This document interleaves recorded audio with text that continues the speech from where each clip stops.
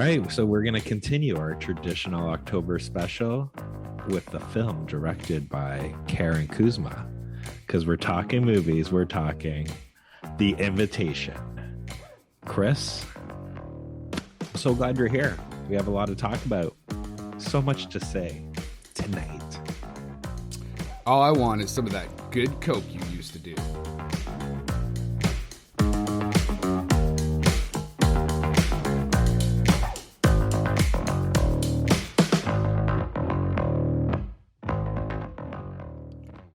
Hey, everybody, and welcome to this week's episode of How'd You Like That Movie? Tonight is our second episode in our Halloween Hot Ghouls of Halloween special. We're going to be doing director Karyn Kusama. She's got some horror, some thriller, a little bit of action. So yeah, Scott, take it away. All right. I'm glad you have Halloween twice in our titles here. That's how much I like Halloween. Double time, baby. Double the trouble. All right. So in terms of The Invitation, I just want to say something first. I do think there should be a rule in which a movie has to be out for a minimum of 20 years before they can reuse the title of a film. And yeah, I'm looking at you, 2022's The Invitation. Which is what? Is it out? It's out in theater right now, right? Yeah, it's out in theater now. Yes. Yeah. So we are not talking about the 2022. We are talking about the 2015 film, The Invitation. Yeah, like, come on, man. Like 6 years, you couldn't come up with another title. But in terms of this film, especially because like it's not like it has to be that title because it's so important to the plot. Like you could have everything still happening, call it Friends with Dinner. Like you could literally call it whatever the fuck you want, right? Like Passing or whatever. Sure. I haven't watched the 2022 Invitation, so I have no idea what the plot is. But in terms of this film, so the 2015 one, I believe this film should be studied. It's a masterclass for creating an amazing film. And now that's the end of our podcast because I will not allow Chris to besmirch this film because I don't want to hear it. Well, folks, that's the news, and I am out of here. Oh, wow. So you liked it that much, eh? I think this is a masterclass, like in terms of tone, in terms of like claustrophobia, like even the acting was amazing. And the way this film, in the minute it was done, I already had my opinions that in terms of Chris, because Chris hates a slow burn film. And this is because I have zero patience. But that's the thing, like the way they do the slow burn, it is amazing to watch because you technically are like you are engulfed into the main character, in which when he starts feeling his anxiety and he starts feeling his like paranoia and stuff like that. Everything, you're there too, because you're like going in, you're like, okay, this is a horror movie, right? Like you know it's a horror movie, but like when everything is a feint and when you think something's about to happen, it doesn't happen, and then like spoilers, like everything only happens in the last 10 minutes of this movie. So they build it so much that by the time the shit goes on, you think it's just going to be another feint, and then it happens and you're like, holy fuck, oh shit, and then you're just watching this like high anxiety, like just high tension film just like fucking go. And I think in terms of endings, I think it's one of the scariest endings I've ever seen. Are you also talking about like, because there's the ending and then there's the like final reveal, the final shot? Yeah when you realize it, right? And like because you're always on the the POV of the main character. So once the camera turns and you see what they're seeing, because you see their shock and horror, and you're just looking at like these Hollywood hills, and that reveal, you're like, holy shit. Right? Yeah, I mean, so first off, I think this movie is beautifully shot. Like the cinematography in this is fantastic. The editing, as far as like shot choice and camera angle choice and transitions, are great. It's a I actually have an issue with the slow burn. I can't decide for myself if it just needs just a little bit of tweaking, or it almost needs that excessive slow burn, because it makes that reveal. Because once the action kicks off, it's fucking like super dynamic, like bah, bah, bah, bah, bah, bah, bah, bah. So it's almost like that overtly slow pace. And it's not that things aren't happening, it's because there's a lot of dialogue.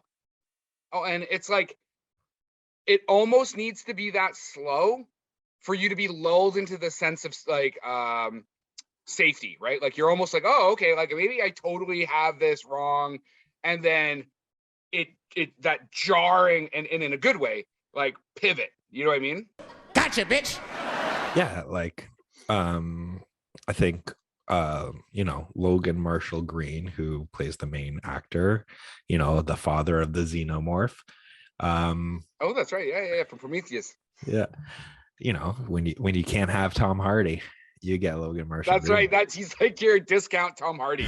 And with a $1 million budget, and we're going to talk a bit about budget later on, you're going to have to get the discount Tom Hardy, right? So, but even still, like his performance, like, was top notch. Like he brought in, like, you feel for him, and even like the way Karyn Kusama, like even that opening scene when they're just driving and then it like pivots to, or it like goes up and you just see the trees while it's doing like the title cards. yeah, almost like The Shining, right? Yeah, but then the trees, like when it's going to the trees, it seems like I don't know if the editor or her made the choice, but it looks like they did it like kind of like in slow motion, so it just makes them passing the trees like even more eerie kind of thing. 100%. But and then you have the scene with the deer too, because you're like, holy, like he's doing it. And then once you get into like this dinner with the friends, that pretty much basic premise is Logan Marshall Green and his girlfriend is invited to his ex-wife and her new boyfriend's dinner party they're having, and no one's seen them for 2 years, and they're just trying to get everybody together. And they had some trauma in which they had a son that tragically died, and that's kind of what caused the rip. And he has never been able to let go of his grief, and he technically, the minute somebody gets close, which is kind of revealed through the dialogue you're saying, he kind of pushes him away because he never wants to feel the loss again like he did for his kid. And then they end up living in his old house. So that alone, I think that as not a subplot, but like added tension, is you see him with his paranoia because he's constantly reminded of his child there. Like every room he's going into, they do pretty good edits, and when you're going back in time to kind of revisit, but you don't find out how the kid dies until the last half an hour or two, right? Because they hold that, like they don't, like they're very good at keeping everything close to the vest, right? And then just building, because you keep on thinking it's going to be something worse, and then you find out what it was, and you're like, not what I was expecting. Yeah, and because of the flashbacks, this is where I think the acting prowess of Logan Marshall Green comes out, is that So in the flashbacks, he's like happy and he's like, you know, there's no tension. It's the exact opposite, right? Everything is perfect. He has this like almost idyllic life. And then in the present, he has to shift between like 100% sure he knows what's going on to questioning himself, remorse, grief, and all of this, and anger, and all of these emotions are playing out at different points in the film. And he does it. And again, like the acting in this is definitely a master class in acting. He actually he's a 2-time Fangoria Chainsaw Award nominee. The other one, so one was for this, and one was for the film Upgrade. Upgrade's amazing if you haven't seen that. Oh, is it? Is it good? Yeah, it's really good. And go ahead. Oh, I was gonna say the one actor, John Carroll Lynch, who plays Pruitt. Oh yeah, he's so good, man. He's good. He's one of my favorite character actors, right? Like if you watch American Horror Story, like he comes in and out of that series a lot. He was in the Chicago, what is it, Chicago 7 or Chicago 8? The one about the civil rights movement. Yeah, he was in that one. He was also in I think Big Sky is the show he's on now. But yeah, like even him, like when he does his fucking like monologue when they have that game where it's like, I want to say thank you, or I want to reveal my what do I want, what do you want? And he's like, I want to talk about my wife. Yeah. And then like it just gets, because he was very like, I guess you could say monotone in that, where but it just made it like scarier and scarier too when he's talking. Because the subject matter of what he's saying does not match the still and calm, and you're right, like monotone, almost just like matter of fact, and blah blah blah, and blah blah blah. But and the actors around him playing the guests are responding to this gruesome stuff that he's saying, and he's just chill as a fucking cucumber, which makes it super eerie, right? Mm-hmm. Mm-hmm. So I think this is such a good example of why a good script and good acting are important, no matter what genre you're working in. Because so you got Logan Marshall Green, and you got Tammy Bouchard, who plays Eden. She's like she's a Grammy nominated and Tony nominated actor. She was in The Good Shepherd, Moneyball, Blue Jasmine, Into the Woods, A Beautiful Day in the Neighborhood. Like I said, she was on Broadway for Gypsy and The Iceman Cometh. Like she is a very, very, very capable actor.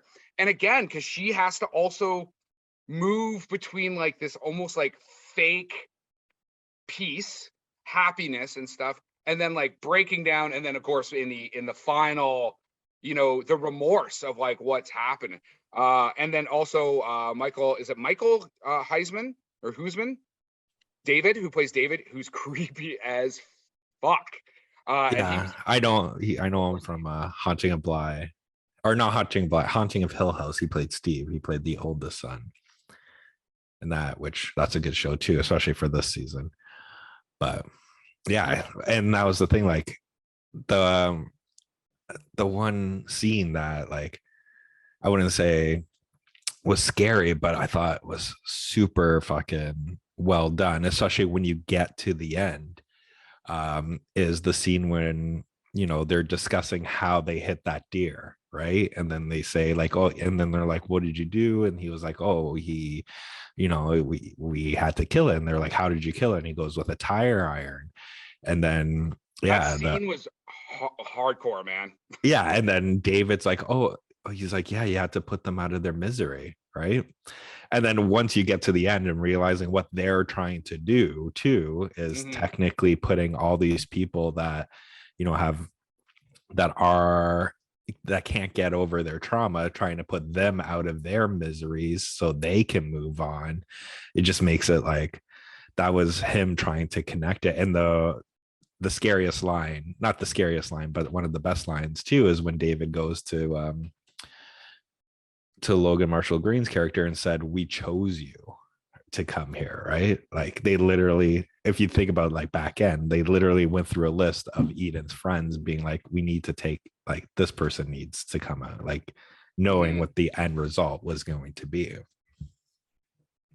So again, back to the pacing and stuff like that. So the Abby Garner of The Village Voice says, The buildup stretches longer than it should, but the payoff comes with a satisfying bang. And again, I am conflicted. Normally, I would just be like, "This is fucking too long. You got to cut this thing up a bit." Blah blah blah. It does feel long. But if you are going to take a recommendation, I'm assuming Scott, you recommend watching this. I Oh yeah, 100%. is just understand you need to be in that space and wait for it.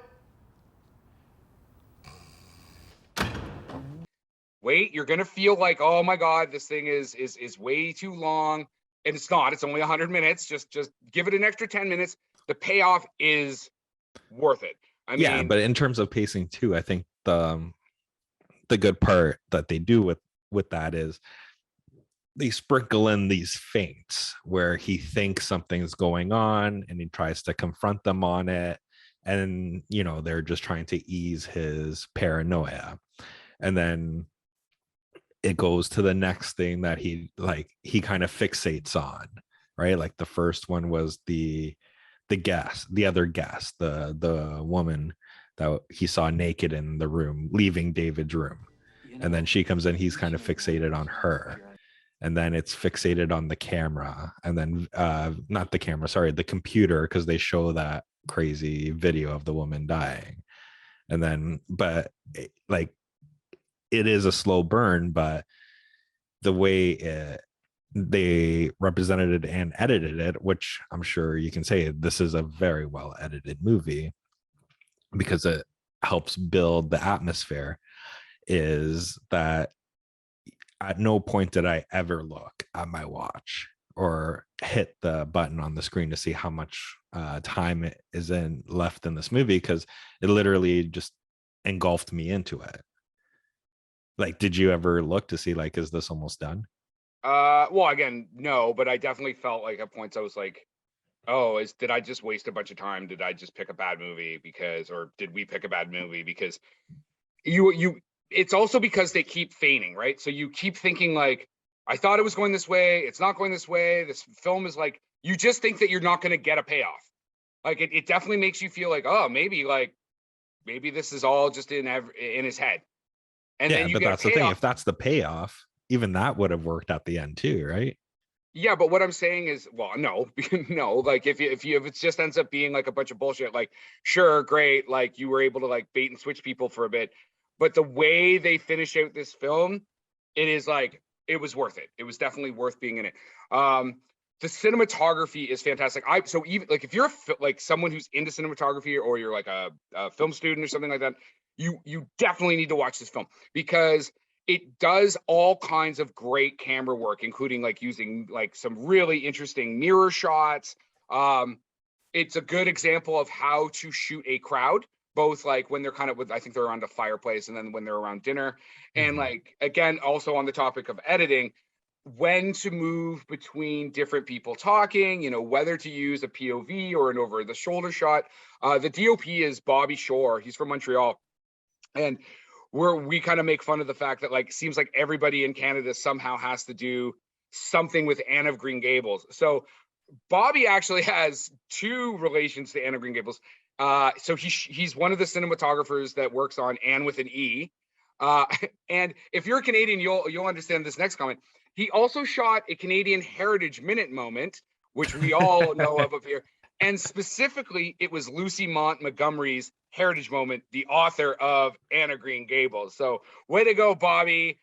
You're like the ultimate in Anne of Green Gables filmography or association or whatever. And he's been nominated for multiple Canadian Screen Awards for cinematography. He is the cinematographer on Goon, which, I mean, from a cinematic perspective, it's fine. It's a very fun movie. And he also did Stuber, which I believe was shot up here as well. Is that the goal? Should we like try to get our own Heritage Minute one day? I hope so. But I do want to, talk a little bit about the director. I mean, that is why we picked her. So she did Girl Fight, which is a fantastic like indie boxing film. And then she went on and did Aeon Flux, which had all that criticism because of casting, and we're not going to really get too much into that here. But then she did Jennifer's Body, Oh, and I may have those out of order, but one of the films she's really known for is Jennifer's Body, which again, when it was released, because it's basically just like is marketed as like hot Megan Fox, is actually a much more complex film. And Scott, you actually did some background on Jennifer's Body for the show, right? I did do some. Yeah, I like this film is now a cult classic. It, like you said, it did poorly in the box office, and in terms of well, it originally, but I think I think it was shot for what 16, and it's made 32 million or something like that. Yeah, now, Yeah. Like over like with video on demand and everything else, right? So yes, yeah, but yeah, when it came out, like exactly, like it was early marketed. I would say like in terms of the like like you said, it is highly entertaining, and the thing that makes this movie work so well is one, it's fucking written amazingly, and the dialogue is amazing, and obviously that's due to Diablo Cody, who, if you don't know who she is an amazing script writer, and like a lot of her movies are in this vein, not in the horror vein. She does a lot of different genres, but they all become cult classics. Like they all become like cult films that people rewatch over and over again. In terms of her, she has the one Juno, she has Tully, she has, oh my god, well, I'm not wearing my glasses, man. I gotta now put my glasses on. Hey, I'm gonna write myself some notes for my show, and I'm not gonna have my glasses on so I can read said notes. Yeah, but I didn't do her whole filmography of every fucking movie she wrote. So, and Jennifer's Body, also some can, as Scott likes to call it, was a large portion of it was shot in Burnaby, BC. British now Columbia. I will say this, because we're talking can. There is a film that's 100% can that came out in 2000, and it's called Ginger Snaps, which I would probably, because the general plot is the same, I do find that Ginger Snaps is a more superior film to Jennifer's Body. Really? Yeah, that's an interesting take. How have you seen? I just Ginger think Snaps? I have seen Ginger Snaps. I haven't seen it in a long time, but that's an interesting comparison. I do agree with you that there's that similar storyline vein with your main characters and stuff like that. So yeah, it's like you still have like the sisterhood, and you know, the turning into monsters, and exactly, and womanhood, they're both called classes, and they're both highly like, I don't want to say like feminist films, like I would say they both are feminist films. Yeah, but I don't want to make it sound like it's something bad. Like they are very, like, you know. Yeah, they're female focused, right? Like they're female lensed. Yeah, and they have a lot of strong female protagonists on that. Like no one's a damsel in distress in this one, from, you know, the monster to the hero. They all, like, there's no mansplaining, unless Chris wrote it, then there'd be lots of mansplaining. Okay, so Karyn, and I didn't get a chance to find the short, she also contributed to there's a female horror analogy called like double X, like 2 X chromosomes, and her contribution was called Her Only Living Son. So it's a short. I'm sure you could find that online. She's also the director of the pilot for Yellow Jackets, which super creepy too. Yeah, super creepy, and she's an executive producer on it. So yeah, I think she's a fantastic director. I would actually like to see her do more kind of indie stuff, man, because it looks so good. And I understand that's a cinematographer, but I mean, like, she's good at directing story. The fact, like I said, the fact that she can lay out in the invitation this kind of like really slow burn, which was written by her husband, and he has worked on some other films that she is the director on as well. There's the one with Nicole Kidman, and I think he actually wrote the treatment or the screenplay for Aeon Flux, right? So I don't know. But yeah, the Nicole Kidman one's Destroyer. That's right. If you haven't seen that one, that one too is like highly like edge of your seat as well. But yeah, I would say like she is like, especially rewatching all this stuff, she is like a director or creator that I kind of do want to follow more, because I am interested in what else she can do, because so far to me she can do no wrong. I do like Eon Flux, so we'll just leave it at that. So like just as a film, like it was Yeah, not bad, like it's other just than the fun. controversy. Yeah, it's like 100% fun popcorn film, right? So, and that's my bread and butter. That's it. You got nothing else to say. Neither do you. I'm fucking watching you like on your phone. Yeah, I'm looking up to see if I was right about the screen. Yeah, so Phil Hay is her husband. He was the screenwriter on The Invitation, Aeon Flux, and The Destroyer. So that's why I'm on my phone, because I wanted to make sure my information was correct. Not now, just do you think from the fucking hips like you. I'll say this in terms of The Invitation though, and then we can end it. Like, this can be a series, man. Like, oh. How much longer do you need to spend with these people? But just think about it. Each household, yes, something different just stop happened, there. right? Stop there, because you're gonna like throw away some of the you're gonna spoil some stuff. Yes, but you watch it and then let us know if you think it could be a series, because I actually do agree with Scott on this. So it's funny though, because like we look at the casting. The casting at the time was like none of these were really big actors. None of them have really actually gone on to be super huge. I mean, they're definitely capable. But people that were originally supposed to be in the film were Luke Wilson, Zachary Quinto, Topher Grace, and Johnny Galecki. And that was when they were casting in 2012. And by the time they actually went into production, they had just totally revamped the whole script. And one of the producers on here is David Lynch's daughter, which I thought was an interesting thing. Yeah. Who's and yeah, it's got an 89% from the critics. It's got a 69 from the audience. Nice. Did not do fantastic at the box office. Well, it wasn't really released that long in the box office. It was like a limited release. It was pretty much I think Draft House picked them up. Yep. Just threw them in just to get hopefully some awards, and then yeah, it went straight to VOD. Yeah, I mean, it had $1 million budget, which, as we know, in like movie land, that's not a lot of money. And yeah, it went to South by Southwest, and Draft House picked it up. And I wish it was easier to get internal numbers on like video on demand or DVD or that type of stuff, because I can't imagine this film has not made that $1 million back. And that is our wrap for the day. Please like and subscribe to this podcast. Tell your friends. If you want to get a hold of us, reach us at the www.howdyoulikethatmovie.com.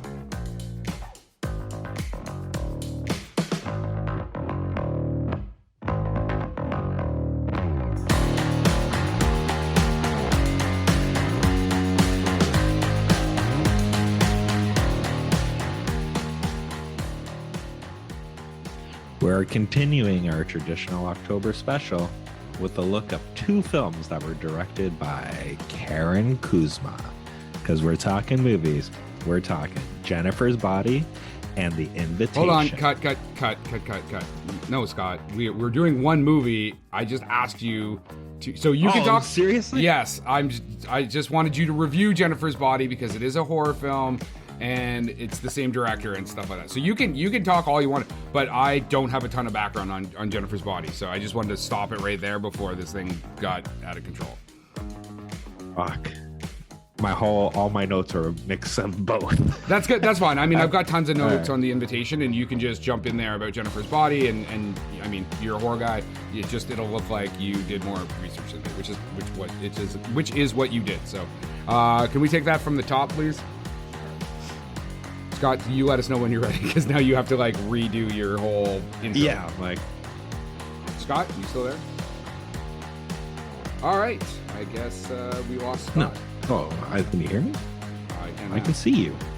Yeah, but you're the one that went blank, not me.